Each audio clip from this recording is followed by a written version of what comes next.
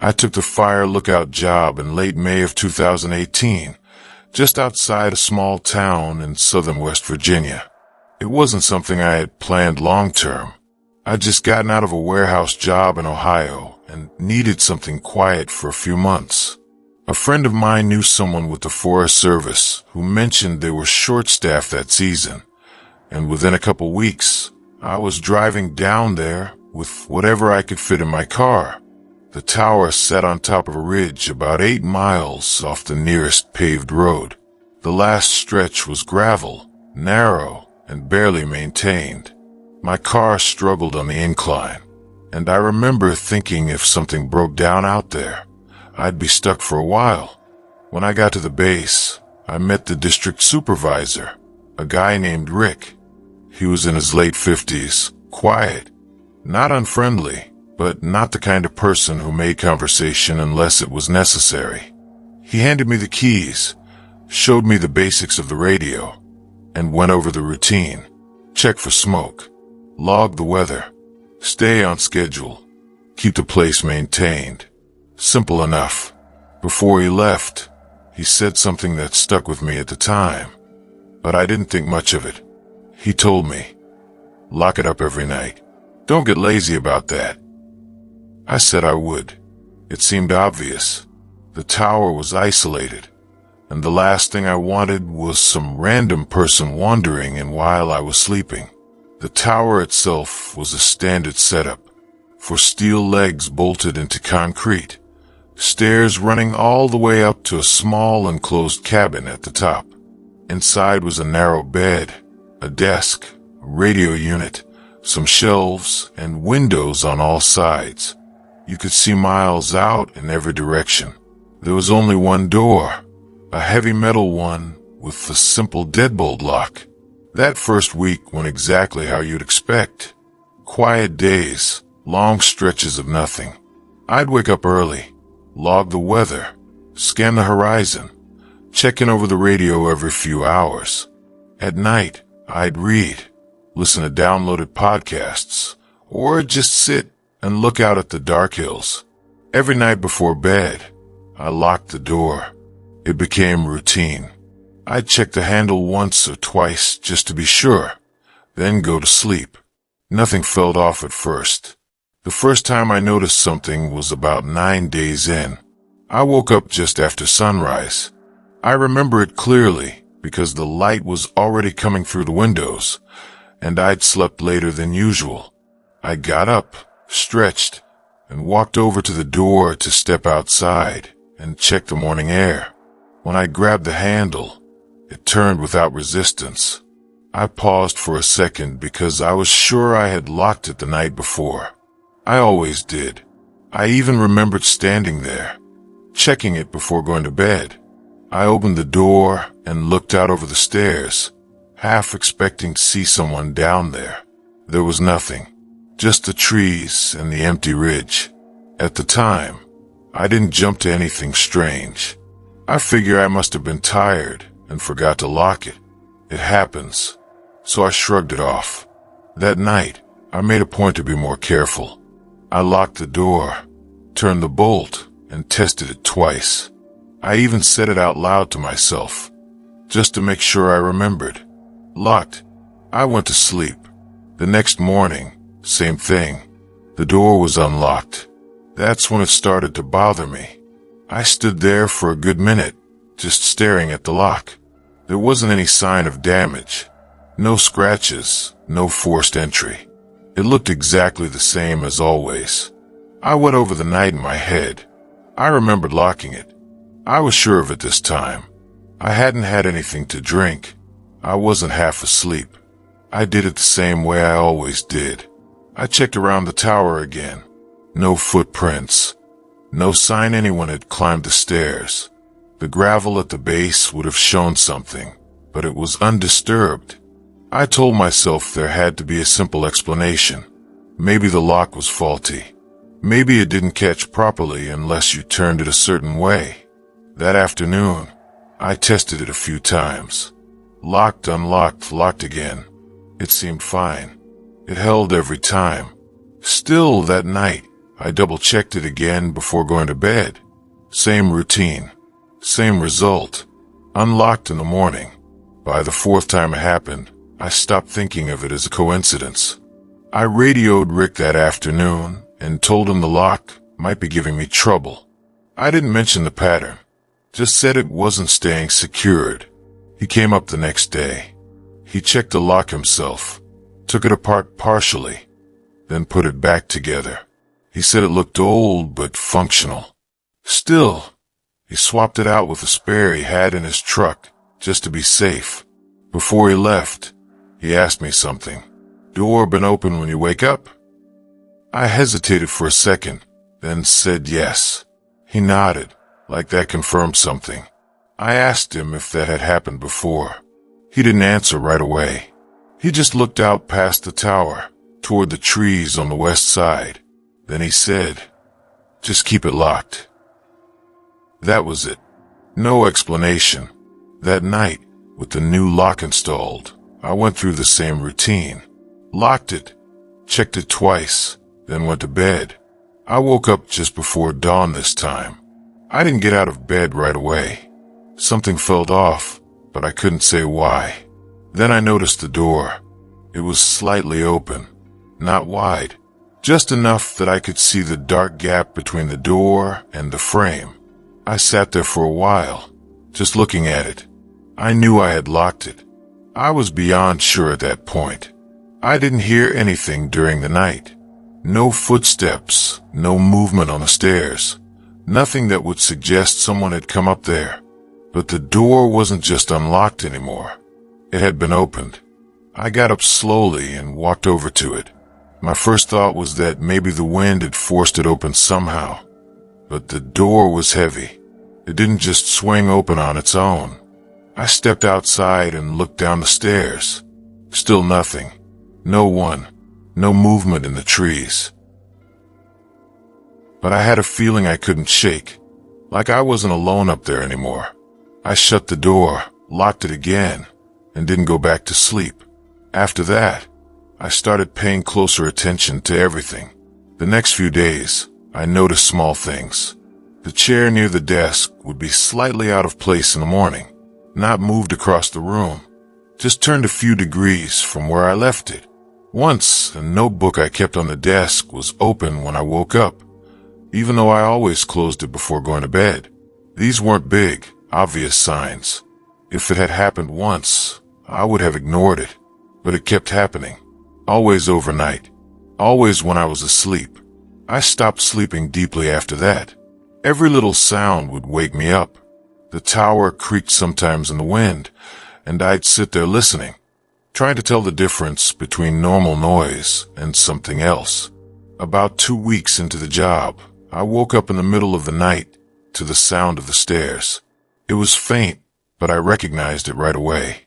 Anyone who spends time in those towers knows the sound of footsteps on metal stairs. It's distinct, hollow, rhythmic, carrying up through the structure. I stayed still in bed and listened. One step, then another. Slow, measured, coming up. My first instinct was to grab the radio, but I didn't. I just sat there listening. The steps continued for a few seconds, then stopped. Silence. I got out of bed and walked to the door. I didn't open it right away. I just stood there with my hand on the handle, trying to hear something on the other side. Nothing.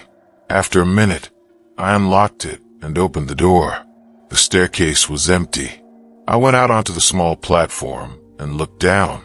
No one, no movement, no sound. But I knew what I had heard. That was the first time I considered leaving. I didn't, though. Part of me didn't want to overreact, and part of me needed the money. The next morning, I called Rick again. This time, I told him everything. The lock, the door opening, the sounds on the stairs. There was a long pause on the radio after I finished. Then he said, "Stay where you are. I'll come up." When he arrived, he didn't check the lock this time. He didn't look around for signs of anyone. Instead, he sat down in the chair and asked me a question. "Has anything been moved while you're asleep?" I said yes. He nodded again, same as before. Then he told me about the previous lookout. His name was Daniel. He'd worked that same tower the year before me. About a month into his assignment, he started reporting the same things. The door unlocking, items shifting, sounds on the stairs at night. At first, they thought he was just getting used to the isolation. It happens sometimes. People start imagining things when they're alone that long. But then Daniel started calling in at odd hours, saying someone was outside the tower, not trying to get in, just standing on the stairs, watching. One night, he radioed in, saying the person had finally come up to the door. He said they were trying the handle, over and over, but he had it locked. He stayed on the radio with dispatch for a while, describing it. Then the line went quiet. They assumed the radio had cut out. The next morning, when Rick went up to check on him, the tower was empty. Door open. No sign of Daniel. No sign of a struggle. Just gone. They searched the area for days. Never found him. Rick finished telling me that, then stood up and said something I didn't expect. "You can leave if you want. I won't hold it against you." I didn't even think about it. I packed my things that same day. I didn't stay another night. Before I left, I asked him why the tower was still in use, why they didn't shut it down after what happened. He told me they needed it. Coverage in that area was important during fire season. Then he added, "Not everyone has the same experience up there." I drove out of there and didn't look back. A few weeks later, I got a call from Rick. He told me they had assigned someone else to the tower. A younger guy. Didn't last long. About 10 days in, he reported issues with the door. Same as me. A week after that, he quit. As far as I know, the tower is still in operation. They rotate people through it now. Shorter assignments. No one stays too long. I never found out what actually happened to Daniel. But I know one thing for sure. Whatever was opening that door wasn't a broken lock, because it stopped trying to get in and started coming up the stairs instead.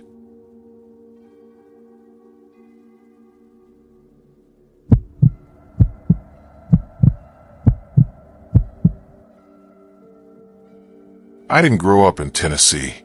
I moved there in 2019 after my uncle passed away and left me his property. We weren't especially close, but I was the only family he had left, so everything went to me. The place was about 40 minutes outside a town called Linden, out past where the roads start thinning out and houses get spread far apart. It wasn't a farm exactly, just a few acres of land with a small house, a shed, and a long gravel driveway that connected to a narrow county road. I had been working remote at the time, so the idea of moving somewhere quiet didn't bother me. If anything, it sounded like a reset. Less noise, fewer people, cheaper living. When I first got there, the house was in decent shape for its age. My uncle had kept up with basic maintenance. The inside felt outdated, but nothing was falling apart. It looked like someone had lived there right up until the end, which he had. The nearest neighbor was about a quarter-mile down the road. You couldn't see his house from mine because of the trees, but you passed his driveway on the way in. There was a mailbox with the name Harper on it, painted in faded black letters. I didn't meet him right away. The first couple of weeks, I was focused on settling in, cleaning, unpacking, figuring out the property. The days were quiet. At night, it got darker than anything I was used to, but I adjusted. I saw him for the first time on my third week there. I was driving back from town just before sunset when I noticed someone standing near the edge of the road, a little past his driveway. He was older, maybe late 60s or early 70s, wearing a plain button-up shirt and dark pants. Nothing unusual about him, but he stood still in a way that caught my attention.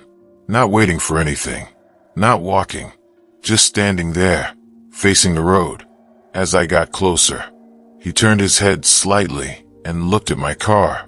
I slowed down a bit, thinking maybe he needed help or was trying to flag someone down. but he didn't wave or step forward. He just watched as I passed. I remember checking my rearview mirror after I drove by. He was still standing there.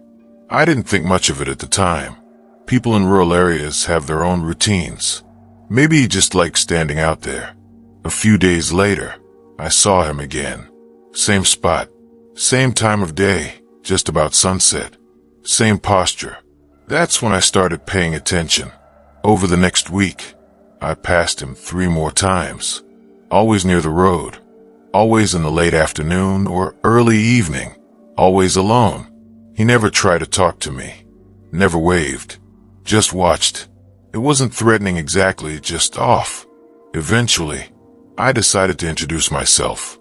It felt weird living that close to someone and never speaking. One afternoon, I parked my car near his driveway and walked up. The driveway itself was longer than mine, curving through a line of trees. His house sat back further, partially hidden, but I could see a single-story structure through the branches. He was standing near the mailbox that day, up close. He looked the same as I remembered. Same clothes, same neutral expression. His face had wrinkles, but nothing unusual for someone his age. I said hello and told him I had just moved into my uncle's place up the road. He looked at me for a second before responding. Then he nodded once and said, "I know that house." His voice was steady, not unfriendly, but flat, like he wasn't used to talking much. I asked how long he'd lived out there. He said a while. That was the pattern with him. Short answers. No extra detail. I told him my name. He didn't offer his at first, but when I asked, he said, "Harper." That matched the mailbox. I tried to make small talk. Asked about the area, the winters, things like that. He answered, but always briefly. After a couple minutes, it was clear he wasn't interested in a long conversation. Before I left, I said I might stop by again sometime. He just nodded. That was my first real interaction with him. After that, I'd see him now and then, usually in the same place. Sometimes near the road, sometimes a little further back in his yard. Always alone. He never came to my place. Months passed, and things settled into routine. Then I started going through my uncle's things. There were boxes in the shed and in a spare room that I hadn't touched yet. Old papers, photos, random items collected over the years. One afternoon, I found a cardboard box filled with photo albums. Most of the pictures were exactly what you'd expect. Family gatherings, holidays, random snapshots of the property from years ago. I flipped through them without thinking too much, just trying to get a sense of the past. Then I came across a photo that made me stop. It was taken outside the house, probably in the late 90s based on the quality. My uncle was standing near the front porch with another man. The other man looked familiar. I looked closer. It was Harper. Same face. Same build, same expression. The only difference was the photo itself looked old. At first, I assumed it was just coincidence. Maybe someone who looked similar. But the more I looked at it, the more certain I became. It was him. I checked the back of the photo. My uncle had written dates on some of them. This one said 1998. I remember sitting there for a while, trying to make sense of it. If that photo was accurate, then Harper hadn't changed much in over 20 years. People age differently, sure. Some look younger than they are, but not like that. I went through the rest of the albums more carefully. And I found him again. Another photo, dated 2005. Same house, different angle. Harper standing near the edge of the yard. Same appearance. No visible difference. That's when it stopped feeling like coincidence. I didn't jump to anything extreme right away. I tried to come up with normal explanations. Maybe it was his son. Same name, similar look. Maybe I was overthinking it. But something didn't sit right. The next time I saw him, I paid closer attention. It was late afternoon again. He was near the road, like usual. I slowed my car and pulled over this time. I got out and walked toward him. He watched me approach. Same as before. I asked him how long he'd lived there. He said, long enough. I asked if he had family in the area. He said no. I mentioned my uncle, said I'd found some old photos of the two of them. For the first time, his expression shifted slightly. Not much, but enough to notice. He said, that was a long time ago. I asked him when the last time he'd seen my uncle was. He said, before he got sick. That answer felt normal, but it didn't explain the photos. I thought about showing him one, but something held me back. Instead, I just nodded and said I'd see him around. As I walked back to my car, I had the same feeling I'd had the first time I saw him, like I was missing something obvious. That night, I went back to the albums. I checked every photo that had a date. I found Harper in pictures from 1998, 2005, 2011. Each time, he looked the same. No noticeable aging. Same clothes style too. Nothing modern. Nothing that reflected changes over time. Just consistent. The next day, I drove into town and asked around a bit. I didn't make it sound strange. I just mentioned I'd moved into my uncle's place and asked about the neighbor down the road. Most people knew who I was talking about. They all said the same thing. Yeah, that's Harper. He's been there a long time.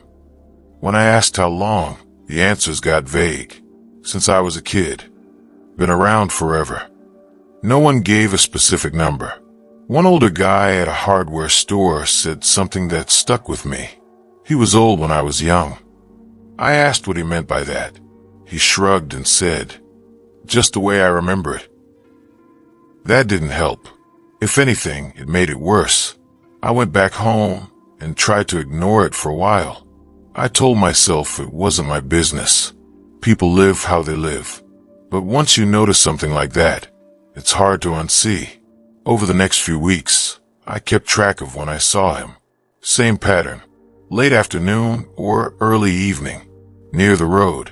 Watching. One evening, I decided to do something I probably shouldn't have. I drove past his driveway, turned around, and parked a little further down the road where he couldn't see me directly. Then I waited.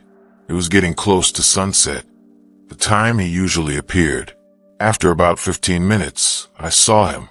He walked up from his property and stopped near the edge of the road. Same spot, same posture. He stood there for a while, just looking out. Then, slowly, he turned his head in the direction of my car. I was far enough away that he shouldn't have been able to see me clearly. But the way he looked, it felt like he knew I was there. I didn't wait any longer. I drove off. That was the last time I tried to watch him like that. A few days later, something happened that made me decide to leave.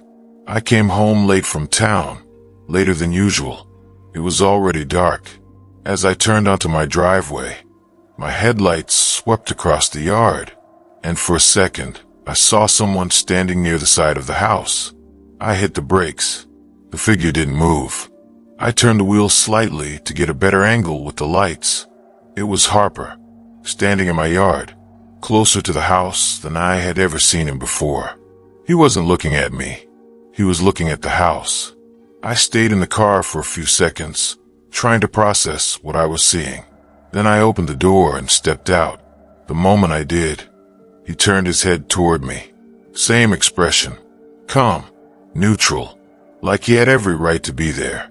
I asked him what he was doing. He didn't answer right away. Then he said, just checking. Checking what? I asked. He didn't respond. He just looked at me for another second, then turned and started walking back toward the road. He didn't rush, didn't look back, just left. I stood there for a while after he was gone. That was the point where it stopped feeling like something I could ignore. The next morning, I packed a bag and drove into town. I called a realtor that same day. Within a month, I had the property listed. I didn't wait for a good offer. I just wanted out. Before I left for good, I went through the house one last time to make sure I hadn't missed anything. As I was closing up, I noticed something I hadn't seen before. Inside one of the photo albums, tucked between pages, there was a loose picture. It wasn't dated. It showed the house from a distance, taken from near the road. In the foreground, near where Harper usually stood, there was a figure, facing the house, watching it. The quality was older, maybe early 90s, but the figure looked exactly like him. Same posture, same build, same stillness. I left that photo behind. I didn't take anything else from the house. I moved back out of state after that. As far as I know, someone else bought the property. I don't know if they've noticed anything. I don't know if Harper still stands out there every evening. But I'm sure of one thing. Whatever he is, he wasn't just watching the road. He was watching that house. And I don't think he was checking on me. I think he was checking if something had changed, or if it was still the same as it had always been.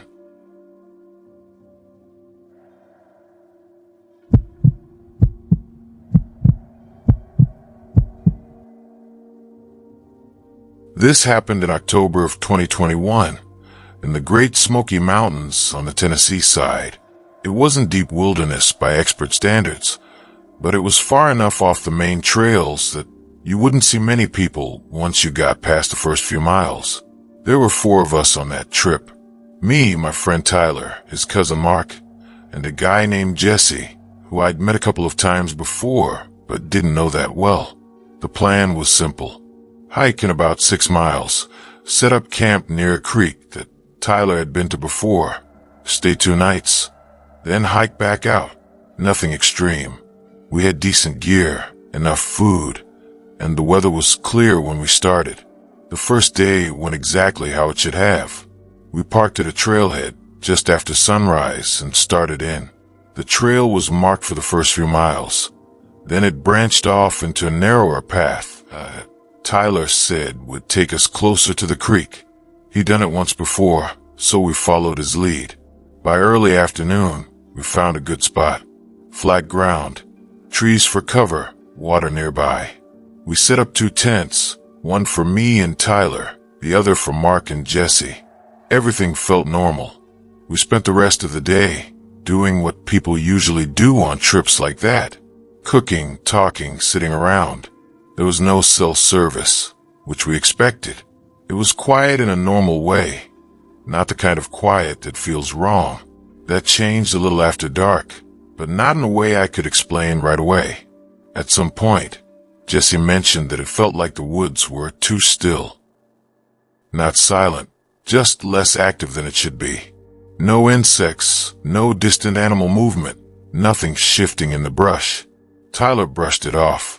Said it happens sometimes when the temperature drops at night. That made sense, so we let it go. We turned in around midnight. Sometime during the night, I woke up briefly. I didn't check the time, but it felt like it had only been a couple of hours. I remember opening my eyes and just lying there for a second. Tyler was still asleep next to me. Everything was quiet. Then I heard something outside. It sounded like movement near the edge of the camp. Not close enough to be right outside the tent, but not far either. At first, I thought it was one of the others getting up, maybe to use the creek or check something. But then I realized the sound wasn't moving away or toward anything specific. It was just there, shifting slightly, like something pacing slowly. I stayed still and listened for a minute. Then it stopped, just like that. No footsteps fading away. No branches snapping, nothing. I considered getting up to check, but I didn't. It didn't feel urgent, just strange. After a while, I fell back asleep. The next morning, everything seemed normal again. We got up, made breakfast, and talked about random things. At one point, I mentioned hearing something during the night. Mark said he heard it too. Jesse said he hadn't. Tyler said it was probably a deer or something moving through. Again, that made sense. We didn't think much of it. The day went on like the first. We stayed near camp, walked along the creek, didn't go too far out. Around mid-afternoon, Jesse said he was going to take a short walk, just to explore a bit. Tyler told him not to go too far and to keep track of direction.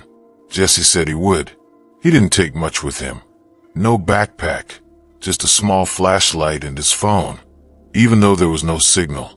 At the time, it didn't seem like a big deal. We weren't that deep in, and he said he'd only be gone an hour or so. That hour passed, then another. By the time it hit late afternoon, we started getting a little concerned. Tyler tried calling his name a few times, but there was no response. We figured he might have wandered further than planned or lost track of time. As it started getting darker, we split up slightly, staying within shouting distance, and tried to find him. We followed the creek in both directions, checked a few nearby paths, but there was no sign of him. No footprints we could clearly identify, no broken branches, nothing. By the time it got fully dark, we went back to camp. At that point, the situation felt different. If he had just wandered off and gotten turned around, he should have heard us calling. The woods weren't that dense. We debated what to do. Tyler wanted to go out again with flashlights and keep searching. Mark thought it would be better to stay put and wait, in case Jesse found his way back on his own. We ended up doing a bit of both. We stayed near camp, but kept calling out every so often. Hours passed. Nothing. Around midnight, I started getting that same feeling from the night before, that the woods were off, too still. Then, sometime after that, we heard something. Footsteps, coming toward camp. We all heard it at the same time. We stood up and turned toward the direction of the sound. It was coming from the same general area Jesse had gone earlier. The steps were steady, not rushed, not uneven. Whoever it was wasn't running or stumbling. They were walking. Tyler called out his name. No answer. The footsteps kept coming. Then Jesse stepped into the edge of the camp. At first, nothing looked wrong. He was standing upright, no visible injuries, no torn clothing. But something about him didn't match the situation. He should have been out of breath, or panicked, or at least relieved. Instead, he just stood there for a second, looking at us. Then he said, "I got turned around." His voice sounded normal, but his tone didn't. It was flat, like he was repeating something. Tyler walked up to him and asked where he'd been. Jesse said, "Just walking." Same tone, no detail. Mark asked why he didn't respond when we were calling him. Jesse said, I didn't hear you." That didn't make sense. We had been shouting for hours, but in the moment, we were just relieved he was back. We asked if he was okay. He said yes. No hesitation, no elaboration. We gave him some water and food. He ate a little, but not like someone who had been out for that long. Then he said he was tired and went into the tent. The rest of us stayed up for a while, talking quietly. That's when we started comparing what we noticed. Tyler said Jesse's clothes looked too clean, not spotless, but cleaner than you'd expect after walking through the woods for hours. Mark said it didn't smell like sweat or dirt. I said his responses didn't line up with what had happened. We tried to rationalize it. Maybe he hadn't gone as far as we thought. Maybe he found a clear path and just lost track of time. But none of it fully fit. Eventually, we went to sleep, or tried to. Sometime during the night, I woke up again. This time, I could hear movement inside the other tent. At first, I thought Jesse was just shifting around, but the movement didn't stop. It went on for several minutes. Slow, deliberate, like someone adjusting things, not just turning over in their sleep. I sat up and listened. Then I heard something else. A low sound. Not loud enough to make out words, but not random either, like someone speaking quietly to themselves. I almost got up to check, but I didn't. Something about it didn't feel right. I stayed where I was. Eventually, it stopped. The next morning, Jesse was already awake when we got out of the tent. He was sitting near the edge of the camp, facing away from us, looking into the trees. Tyler asked him how he was feeling. He said fine. Same tone. Same lack of detail. We decided to pack up and leave early. No one said it directly, But we were all thinking the same thing. Something wasn't right. The hike back should have taken about 4 hours. It took us closer to 6. Not because of the terrain, but because Jesse kept slowing down. He wasn't tired. He just kept stopping. Sometimes he'd stand still for a few seconds, looking off into the woods. Other times he'd turn slightly, like he was listening for something. Every time we asked if he was okay, he said yes. Same answer, same tone. At one point, Tyler asked him to leave for a while, just to see how he handled it. Jesse agreed, but after a few minutes, we realized he wasn't following the trail. He was drifting off to the side, not in a random way, in a consistent direction, away from the path. We had to call him back more than once. He didn't argue. He just adjusted and kept walking. By the time we reached the trailhead, the mood was completely different from when we started. No one was joking anymore. We loaded up the car and started the drive back. Jesse sat in the back seat. He didn't say much the entire time. When we dropped him off, he thanked us. Same flat tone, then went inside. That was the last time I saw him in person. Over the next few days, Tyler tried reaching out to him. At first, Jesse responded to texts. Short answers. Nothing unusual on the surface. Then he stopped replying altogether. Tyler got worried and went to his place a week later. His car was there, but no one answered the door. A couple days after that, Tyler got a call from Jesse's sister. She said Jesse had shown up at their parents' house 2 nights earlier. Late, around 2 a.m. He had knocked on the door and just stood there when they opened it. She said something about him fell off right away. Same as we noticed. Flat tone. Minimal responses. They asked him where he'd been. He said out. That was it. The next morning, he was gone again. Left without saying anything. They haven't seen him since. Tyler filed a missing person report. As far as I know, nothing ever came of it. No sightings. No updates. Nothing. I've gone over that trip a lot in my head, trying to figure out where things went wrong. The only thing that stands out is that period of time when Jesse was gone. A few hours. That's it. But whatever happened in those hours didn't match what came back. I don't think he was hurt. I don't think he got lost in a normal way. Because when he came back, he didn't act like someone who had been trying to survive. He acted like someone who had finished doing something and was done with it. That's the part that doesn't sit right. Not that he disappeared, but that he returned, and then left again on his own.